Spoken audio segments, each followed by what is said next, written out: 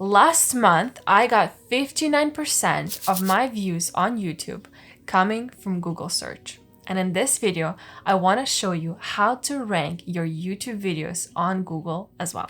In 2018, I started blogging, and so I had to learn all about Google SEO and how to rank my articles on Google, which was like the main focus for me at the time. Then I started creating these YouTube videos just for fun, and now they've grown into something a little bit more, and I spent way more time on YouTube than I did on Google. Still, I want my YouTube videos to rank on Google as well, because I want the traffic to be coming from YouTube and from Google so that I can get more traffic. So let me share with you my experience on how I was planning to rank on Google, how I did it, and how it turned out, so that you can replicate the same exact thing. As YouTubers, we all want to learn about YouTube SEO algorithm, and you can check out my video on it right here. The main core of both of these algorithms is delivering exactly what the person is searching for. If you're new to SEO, don't worry. Basically, it stands for search engine optimization.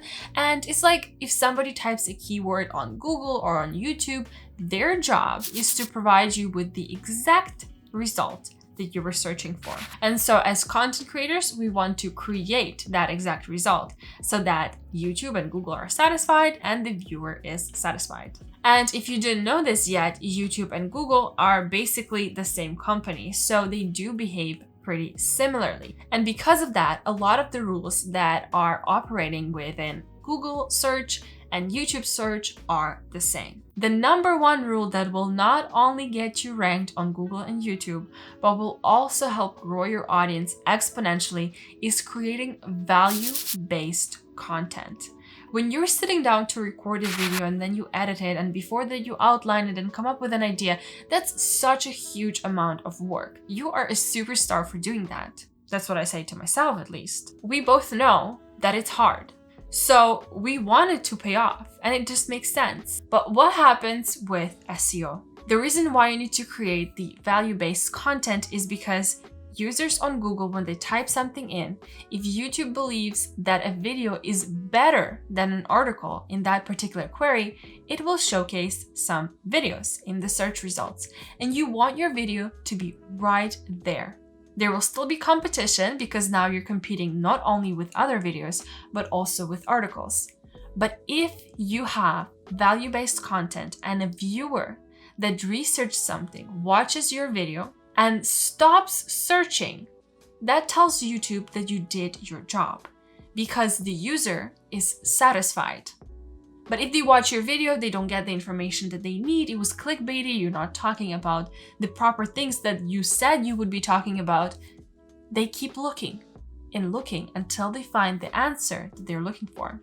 And then YouTube will probably not show your videos anymore. So make sure you deliver on the promise of your topic, of your title, of your thumbnail. Number 2, do keyword research. For YouTube, I use vidIQ and TubeBuddy to do my keyword research, where I just type in an idea that I have in my mind and I check out whether or not this is a highly searched idea, what is the competition like, what other words I can use in my title that still mean the same thing. Just because you're creating a video and publishing on YouTube anyway, I would suggest using those tools. But you can also double check if Google also has these keywords in these queries. Another good practice would be to type in your keyword, hit enter, and actually check whether or not Google thinks it's a good keyword to show YouTube videos for. If there are no YouTube videos and it's just images or just articles, you should obviously still do the video. But if you don't get the Google search traffic that you are desiring, then it could be potentially that Google just doesn't show any YouTube videos right there. And also keep in mind that if you're doing your research on the YouTube search bar or Google search bar, it is a good idea to go into a private incognito mode so that YouTube or Google don't suggest the things that you are already interested in and they know about it. Just to keep your research clean, that would be a cool tip to do. And before we get to my example on how this all turned out, the final tip here, number 3, would be to actually use the research. You're doing the research, you know the information, but now you need to show the search engine that you know that information, if that makes any sense. So use those keywords that you found in your title, in your description, and most importantly, in the actual wording that you use while you're recording these videos. If you rewatch this video from the beginning, I say how to rank YouTube video on Google. And in this video, I want to show you how to rank your YouTube videos on Google as well.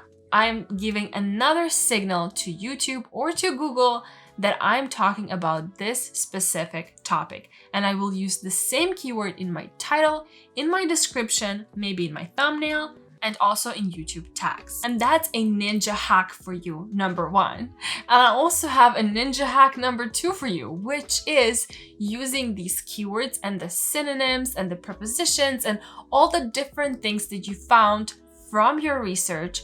Use these words in your timestamps. Timestamps are so cool because it allows your audience to skip through the video and not just exit, but get to the part that they're most interested in.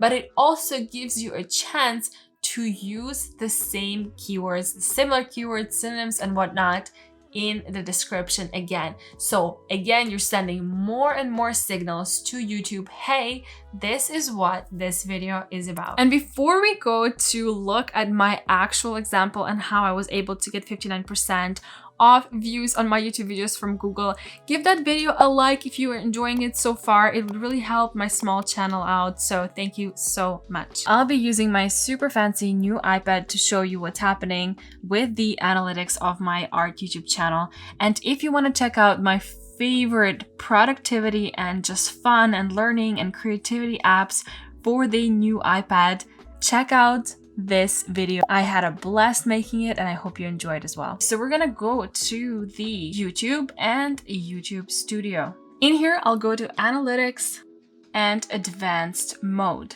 If we look at the traffic sources and then external, you'll be able to see the Google search traffic. Right now it's 727 views, 58.8%. Unfortunately, they do not provide the keywords that brought you these views, so we can't tell exactly where it was coming from. But what we can do is go to YouTube search and see the keywords that brought us views from YouTube to our videos.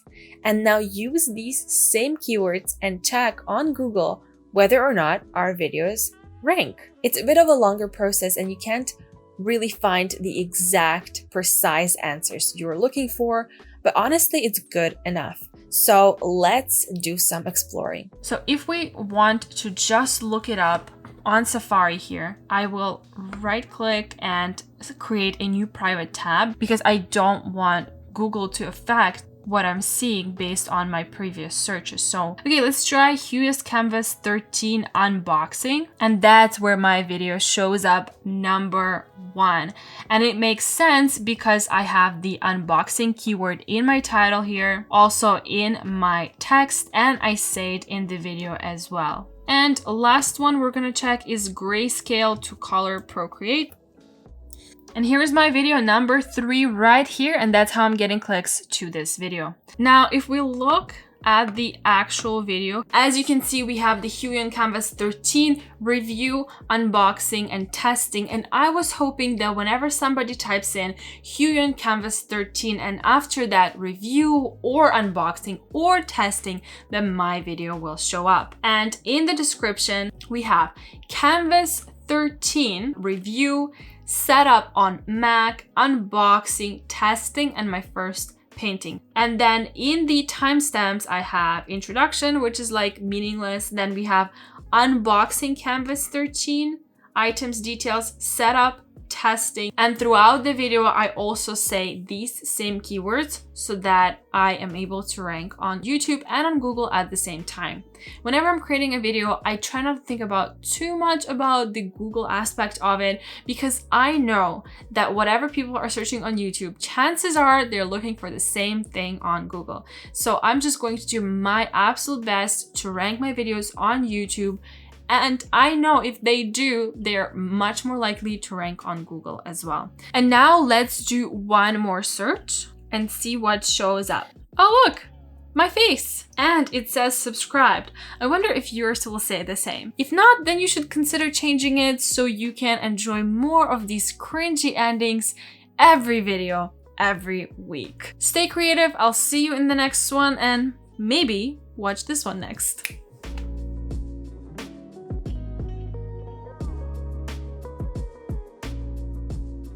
If you're still watching it, you already know the secret.